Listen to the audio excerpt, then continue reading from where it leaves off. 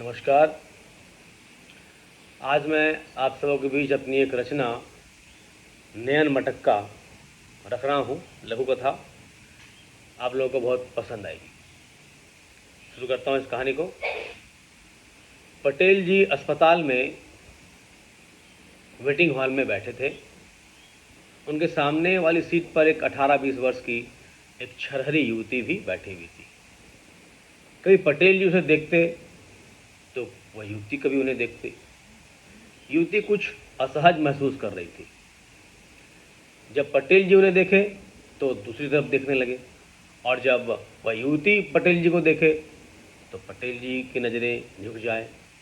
देखने से ऐसा लग रहा था जैसे आंखों आंखों में इशारे किए जा रहे हों। बहुत देर तक ऐसा चलता रहा।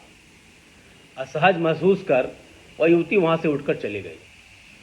पटेल जी की निगाहें उसे जाते हुए देखती रही। 5 मिनट के अंतराल में वह युवती पुनः आई। इस बार उसके साथ एक महिला थी।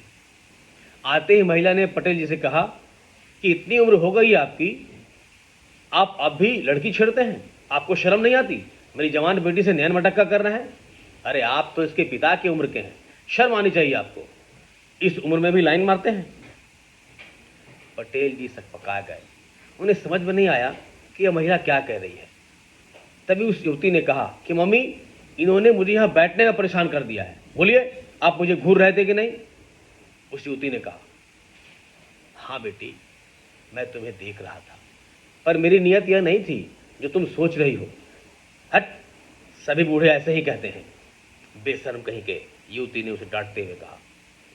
तभी ऑपरेशन थिएटर से नर्स आई और पटेल जी को बोली कि आपकी बेटी का ऑपरेशन सफल हो गया है, उसे कुछ देर में होश आ जाएगा, आप जाकर देख सकते हैं। इतना सुन पटेल जी की आंखें भर आई। कंधे पर से रखे गमछे से अपनी आंखों को पोंछते हुए उसने उस महिला से कहा कि बहन जी, आपकी बेटी की ही तरह मेरी भी बेटी है, जिसका अभी अभी ऑपरेशन हुआ है। जब आपकी बेटी मेरे सामने बैठी थी तो मेरे मन में आपकी बेटी की छवि थी, जो आपकी बेटी मेरे मन में अपनी बेटी की छवि थी जो आपकी बेटी में दिख रही थी। इसलिए मैं बार बार उसे देख रहा था। मेरे मन में कोई खोट नहीं थी बहन जी। सुबह से मैं अपनी बेटी की प्रतीक्षा कर रहा था। आपने एक पिता को गलत समझ लिया बहन जी। इतना कहकर वह पुनः रो पड़े।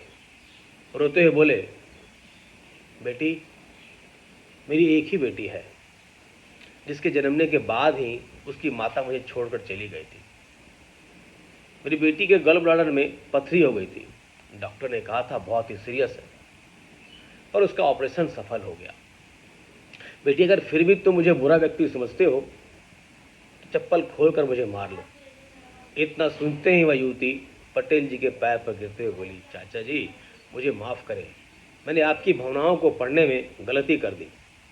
पटेल जी ने उसे उठाते हुए कहा, कोई बात नहीं बेटी, यह तेरा नहीं, वातावरण का दोष है। धन्यवाद।